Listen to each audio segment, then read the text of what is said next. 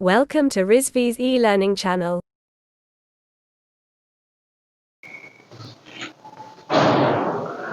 Hello students, welcome to doctor Rizvi college of engineering and management.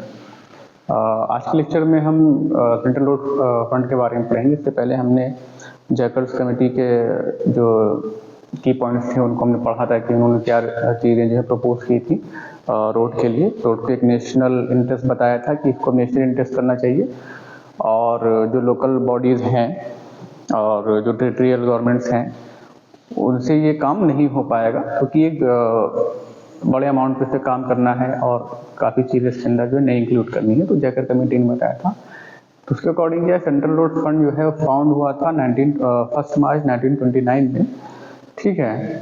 और उसका main source of income जो था वो था पेट्रोल के ऊपर कुछ चार्ज लगा करके, कि कुछ टैक्स जो है वो पेट्रोल पे लगाया जाए जो कि कंज्यूमर द्वारा यूज़ किया जाता है, यानी कि इसका जो टैक्स होगा वो कंज्यूमर देगा, ठीक है। और थर्ड पॉइंट था कि इसमें 20% जो है टू बिल्ड अप CRF, इसका जो मेन पर्सपेक्टिव था इसमें था कि 20% जो है सेंट्रल गवर्नमेंट देगी, रिमेनिंग 80% जो है will be collected from the state government, ठीक है।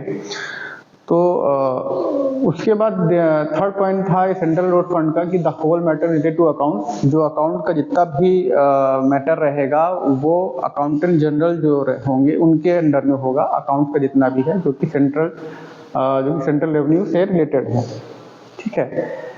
ये सेंट्रल गवर्नमेंट के अंडर में एक अकाउंट जनरल जो अकाउंट डिवीजन होगा, जिसके रोड के ऊपर जो भी टैक्स लग रहे हैं वो जो हमको मिल रहे हैं, तो वो अकाउंट डिपार्टमेंट उसको देखेगा, उस पर वर्क करेगा कि कितना रेवेन्यू उस पर आ रहा है, ठीक है। तो पहला तो ये हो गया कि ये 1 मार्च 1929 को ये इस्टेब्लिश हुआ था, फाउंड हुआ था। फिर उसके बाद इसके ऊपर जो ये था कि वो टैक्स कहाँ से कलेक्ट किया जाएगा, तो वो जो कंज्यूमर पेट्रोल यूज़ करता है जब उसके ऊपर जो है टैक्स लगेगा, ओके। 20% सेंट्रल गवर्नमेंट देगी, 80% जो है स्टेट गवर्नमेंट उसका बियर करेगी, यानी जो भी पैसा उसमें आ रहा है सेंट्रल रोड फंड में वो सेंट्रल गवर्नमेंट स्टेट गवर्नमेंट ने आपस में डिवाइड किया।